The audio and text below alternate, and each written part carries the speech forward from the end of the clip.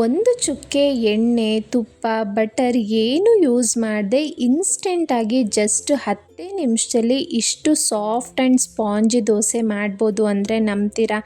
ಇಷ್ಟು ಒಳ್ಳೆ dosa texture, taste ನಿಮಗೆ ಬೇರೆ ರೀತಿಯಲ್ಲಿ ಮಾಡಿದಾಗ ಬಂದಿರೋದಕ್ಕೆ ಸಾಧ್ಯನೇ ಇಲ್ಲ. ಈ ಸ್ಟೆಪ್ಸ್ನ ಖಂಡಿತ ಸ್ಕಿಪ್ ಮಾಡದೆ ಪ್ರತಿಯೊಂದು ಸ್ಟೆಪ್ಪು ಫಾಲೋ ಮಾಡಿ. ಇದಕ್ಕೆ ಕಾಂಬಿನೇಷನ್ ಆಗಿ ಚಟ್ನಿ ಸಹ ತೋರಿಸಿದ್ದೀನಿ. ಬನ್ನಿ ಮೊದಲಿಗೆ ನಾವು ಚಟ್ನಿ ರೆಡಿ ಮಾಡ್ಕೊಳ್ಳೋಣ. ಈ ಚಟ್ನಿಗೆ ಒಂದು ಸೀಕ್ರೆಟ್ ಇಂಗ್ರೀಡಿಯೆಂಟ್ ಹಾಕಿದ್ದೀನಿ, ಏನು ಅಂತ ಮುಂದೆ ನೋಡೋಣ. ಸ್ಟವ್ ಹಚ್ಚಿ ಪ್ಯಾನ್ ಇಟ್ಟು 2 ಟೇಬಲ್ ಸ್ಪೂನ್ ಕಡಲೆ ಬೀಜನ ಬಿಸಿ ಮಾಡ್ಕೊಳ್ತಾ ಇದ್ದೀನಿ. ಕಾಯಿ ಚಟ್ನಿಗೆ ಈ ರೀತಿ ಕಡಲೆ ಬೀಜನೂ ಹಾಕೋದ್ರಿಂದ ಟೇಸ್ಟ್ ತುಂಬಾ ಚೆನ್ನಾಗಿ ಬರುತ್ತೆ. ಹಾಗೆ ಹೋಟೆಲ್ ಸ್ಟೈಲ್ನಲ್ಲಿ ನಿಮಗೆ ಚಟ್ನಿ ರೆಡಿ ಆಗುತ್ತೆ. ಈಗ ಮಿಕ್ಸಿ ಜಾರ್ಗೆ 5 ರಿಂದ 6 ಟೇಬಲ್ ಸ್ಪೂನ್ ತೆಂಗಿನಕಾಯಿನ ಸೇರಿಸ್ಕೊಳ್ತಾ ಇದ್ದೀನಿ. ಫ್ರೈ ಮಾಡಿರೋ ಅಂಥ ಕಡಲೆ ಬೀಜನೂ ಹಾಕ್ಕೊಳ್ಳೋಣ. ಅನಂತರ 7 ರಿಂದ 8 ಬೆಳ್ಳುಳ್ಳಿ, ಖಾರಕ್ಕೆ ತಕ್ಕಂತೆ 4 ಹಸಿಮೆಣಸಿನ್ಕಾಯಿ, ಒಂದು 7 ರಿಂದ 8 ಎಲೆ ಪುದೀನ, ಹಾಗೆ ಒಂದು ಸ್ವಲ್ಪ ಕೊತ್ತಂಬರಿ ಸೊಪ್ಪು ಹಾಕಿದ್ದೀನಿ. ಪುದೀನ ಜಾಸ್ತಿ ಹಾಕೋಕ್ಕೆ ಹೋಗಬೇಡಿ, ಫ್ಲೇವರು ಅಥವಾ ಟೇಸ್ಟು ಚೇಂಜ್ ಆಗಿಬಿಡುತ್ತೆ. ಇದಕ್ಕೆ 1 ಏಲಕ್ಕಿ ಹಾಕ್ತಾ ಇದ್ದೀನಿ. ತುಂಬ ಒಳ್ಳೆ ಫ್ಲೇವರ್ ಕೊಡುತ್ತೆ ಏಲಕ್ಕಿ ಹಾಕೋದ್ರಿಂದ. 1/2 ಟೀ ಸ್ಪೂನ್ ಜೀರಿಗೆ, ರುಚಿಗೆ ತಕ್ಕಷ್ಟು ಉಪ್ಪು ಹಾಕ್ಕೊಂಡು ಒಂದು ಸ್ವಲ್ಪ ನೀರನ್ನು ಸೇರಿಸ್ಕೊಂಡು ನೀವು ರುಬ್ಕೊಂಡ್ರೆ ಕೊಕೊನಟ್ ಚಟ್ನಿ ರೆಡಿ ಆಗೋಯ್ತು. ತುಂಬಾ ಸಿಂಪಲ್. ನಾನು ಹೇಳಿದ ಸೀಕ್ರೆಟ್ ಇಂಗ್ರೀಡಿಯೆಂಟ್ ಅಂದರೆ 1 ಏಲಕ್ಕಿ. ನೀವು ಯಾವತ್ತಾದರೂ ಏಲಕ್ಕಿ ಹಾಕಿ ಮಾಡಿದ್ದೀರಾ ಅಂತ ಕಮೆಂಟ್ನಲ್ಲಿ ತಿಳಿಸಿ. ಆ ಫ್ಲೇವರ್ ತುಂಬಾ ಚೆನ್ನಾಗಿ ಎನ್ಹಾನ್ಸ್ ಆಗುತ್ತೆ. ಒಂದು ಸಲ ಟ್ರೈ ಮಾಡಿ. ಈಗ ದೋಸೆ ಹಿಟ್ಟನ್ನ ರೆಡಿ ಮಾಡ್ಕೊಬಿಡೋಣ. ಮಿಕ್ಸಿ ಜಾರ್ಗೆ 1 ಕಪ್ ಸೂಜಿ ರವೆ ಅಂತಲೇ ಬರುತ್ತೆ ಅಲ್ಲ, ಉಪ್ಪಿಟ್ಟೆಲ್ಲ ಮಾಡೋಕ್ಕೆ ಯೂಸ್ ಮಾಡ್ತೀವಲ್ಲ, ಆ ರವೆ ಹಾಕ್ಕೊಂಡಿದ್ದೀನಿ. ಅದೇ ಕಪ್ಪಲ್ಲಿ 1 ಕಪ್ ಗಟ್ಟಿ ಮೊಸರು ತೊಗೊಂಡಿದ್ದೀನಿ. ಅರ್ಧ ಕಪ್ ಆಗೋಷ್ಟು ನೀರನ್ನು ಸೇರಿಸ್ತಾ ಇದ್ದೀನಿ. ಸೇಮ್ ಹೆಚ್ಚು ಕಮ್ಮಿ ಮಾಡೋಕ್ಕೆ ಹೋಗಬೇಡಿ, ಅರ್ಧ ಕಪ್ ನೀರು ಪರ್ಫೆಕ್ಟಾಗಿ ಸರಿ ಹೋಗುತ್ತೆ. 2 ಟೇಬಲ್ ಸ್ಪೂನ್ ಅವಲಕ್ಕಿ, 1 ಟೇಬಲ್ ಸ್ಪೂನ್ ಸಕ್ಕರೆ ಹಾಕ್ತಾ ಇದ್ದೀನಿ. ಒಳ್ಳೆ ಗೋಲ್ಡನ್ ಬ್ರೌನ್ ಬರುತ್ತೆ ಸಕ್ಕರೆ ಹಾಕೋದ್ರಿಂದ. 1/2 ಟೀ ಸ್ಪೂನ್ ಅಥವಾ ರುಚಿಗೆ ತಕ್ಕಷ್ಟು ಉಪ್ಪನ್ನು ಸೇರಿಸ್ಕೊಳ್ಳಿ. ಈಗ ಇದನ್ನು ಗ್ರೈಂಡ್ ಮಾಡ್ಕೋಬೇಕು. 1-2 ನಿಮಿಷ ಚೆನ್ನಾಗಿ ಕಂಟಿನ್ಯೂಸ್ ಆಗಿ ರುಬ್ಕೊಂಡ್ರೆ ನಿಮಗೆ ಈ ರೀತಿ ಪೇಸ್ಟ್ ಥರ ಆಗುತ್ತೆ. ಪರ್ಫೆಕ್ಟ್ ಕನ್ಸಿಸ್ಟೆನ್ಸಿ ದೋಸೆಗೆ. 3 ನಿಮಿಷನೂ ಆಗೋದಿಲ್ಲ ಈ ದೋಸೆ ಹಿಟ್ಟು ರೆಡಿ ಮಾಡ್ಕೊಳ್ಳೋದಕ್ಕೆ. ನಾನು ಮೊದಲೇ ಯಾಕೆ ಚಟ್ನಿ ಮಾಡಿಕೊಂಡೆ ಅಂದರೆ, ಈ ರೀತಿ ದೋಸೆ ಹಿಟ್ಟು ರೆಡಿ ಮಾಡ್ಕೊಬಿಟ್ರೆ ಬಿಸಿ ಬಿಸಿ ದೋಸೆ ಹಾಕ್ಕೊಡ್ತಾ ಇದ್ರೆ ಚಟ್ನಿ ಜೊತೆ ಹಾಗೆ ತಿನ್ಬಿಡ್ಬೋದು. ನೋಡಿ, ಇದಕ್ಕೆ ಇನ್ನೊಂದು ಇಂಗ್ರೀಡಿಯೆಂಟ್ ಸೇರಿಸ್ಬೇಕು. ನನಗೆ ದೋಸೆ ಬ್ಯಾಟರ್ ಪರ್ಫೆಕ್ಟಾಗಿದೆ ಈ ಕನ್ಸಿಸ್ಟೆನ್ಸಿ ಎಲ್ಲ. ನಿಮಗೆ ತುಂಬ ಗಟ್ಟಿ ಅನಿಸಿದ್ರೆ in case 1 or 2 table spoon ಅಥವಾ ಒಂದು 1/4 ಕಪ್ ಆಗುವಷ್ಟು ನೀರನ್ನ ಸೇರಿಸ್ಕೊಳ್ಳಿ. ಈಗ ಇದಕ್ಕೆ 1 ಟೀ ಸ್ಪೂನ್ ಆಗೋಷ್ಟು ಈನೋ ಹಾಕ್ತಾ ಇದ್ದೀನಿ. ಇನ್ಸ್ಟೆಂಟಾಗಿ ಮಾಡ್ತಿರೋದ್ರಿಂದ ಗ್ರೀನ್ ಕಲರ್ ಈನೋ ಬರುತ್ತಲ್ಲ, ಅದನ್ನು ಹಾಕ್ಕೊಳ್ತಾ ಇದ್ದೀನಿ. ಇದ್ರ ಮೇಲೇ 1 ಟೇಬಲ್ ಸ್ಪೂನ್ ಆಗುವಷ್ಟು ನೀರು ಹಾಕ್ಕೊಳ್ಳಿ.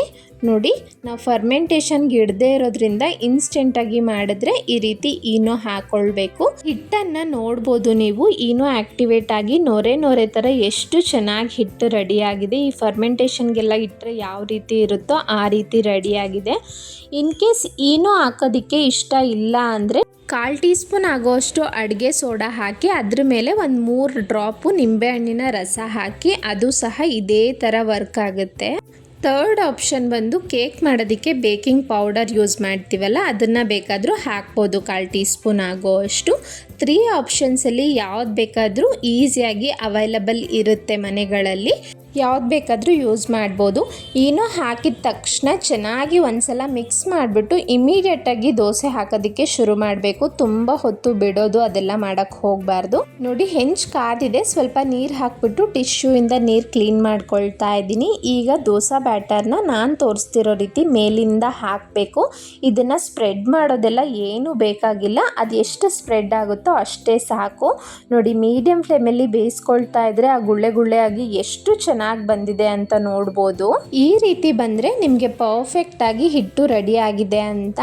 ನೋಡಿ, ಇದನ್ನು 2 ಕಡೆ ಬೇಯಿಸ್ಬೇಕು ಅಂತಲೂ ಏನೂ ಇಲ್ಲ. ಮೇಲ್ಗಡೆ ಕಂಪ್ಲೀಟ್ ಡ್ರೈ ಆಗೋವರೆಗೂ ನೀವು ಮೀಡಿಯಮ್ ಫ್ಲೇಮಲ್ಲಿ ಬೇಯಿಸ್ಕೊಂಡ್ರೆ ಸ್ಪಾಂಜಿ ಆಗಿರೋ ಅಂಥ ದೋಸೆ ರೆಡಿ ಆಗೋಯ್ತು. ನಾನು ಆಯಿಲ್ ಆಗಲಿ ಬಟರ್ ತುಪ್ಪ ಏನೂ ಯೂಸ್ ಮಾಡ್ತಾ ಇಲ್ಲ.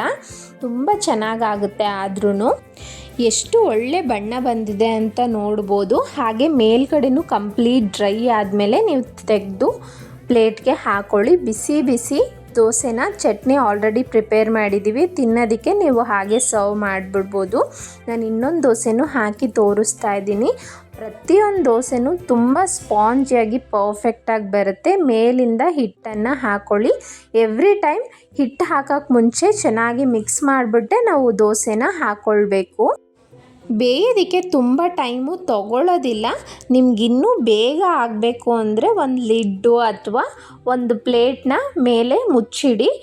1 ನಿಮಿಷದಲ್ಲೇ ಆ ಸ್ಟೀಮಲ್ಲಿ ಬೇಗ ಬೇಯುತ್ತೆ, ಇನ್ನೂ ಕ್ವಿಕ್ಕಾಗಿ ಆಗಿಬಿಡುತ್ತೆ. ನೋಡಿ, ಕಂಪ್ಲೀಟ್ ಡ್ರೈ ಆದಮೇಲೆ ನಾನು ತೆಗಿತಾ ಇದ್ದೀನಿ. ತುಂಬ ಸಾಫ್ಟಾಗಿ ಒಳ್ಳೆ ಬಣ್ಣದ ಜೊತೆ ತುಂಬ ಚೆನ್ನಾಗಿ ಬಂದಿತ್ತು.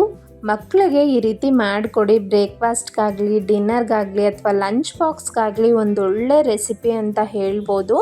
ನಿಮಗೆ ಹೋಟೆಲ್ಗಳಲ್ಲಿ ಸೆಟ್ ದೋಸೆ ಎಲ್ಲ ತಿಂತಿರಲ್ಲ, ಆ ಫೀಲ್ ಕೊಡುತ್ತೆ. ಅಷ್ಟು ಸ್ಪಾಂಜಿಯಾಗಿ ಫ್ಲಫಿಯಾಗಿರುತ್ತೆ.